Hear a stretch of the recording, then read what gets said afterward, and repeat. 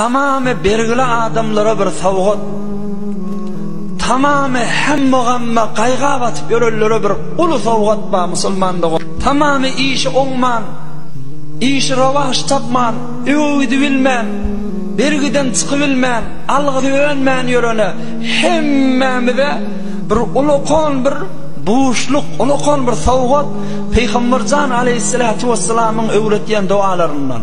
Ertirdiň atrağında, gece gün yaşaranda şu dua ağzında olsun dipdir. Näme dua kulak? Allahümme inni a'udhu bika minel hammi vel hazan ve a'udhu bika minel azzi vel kesel ve a'udhu bika minel bukhli vel jubn ve a'udhu bika min galabetid dayn ve qahrir rical. Muttafaqun aleyh. Akşam ertirlerine aytçı duan idi, näme? Manasını aytıp bereyin.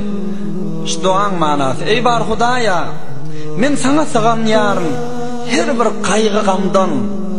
Hudaya, men sana sığan yarın iciz bolup kalmadan, yalta bolup kalmadan. Hudaya, men sana sığan yarın bakilçılıktan korkmadan. Hudaya, men sana sığan yarın yaman bergen aşağında kalmadan ve nämerde muhtaç olmadan diýdi. Şunu ertir akşam aýtdydyr dipdir.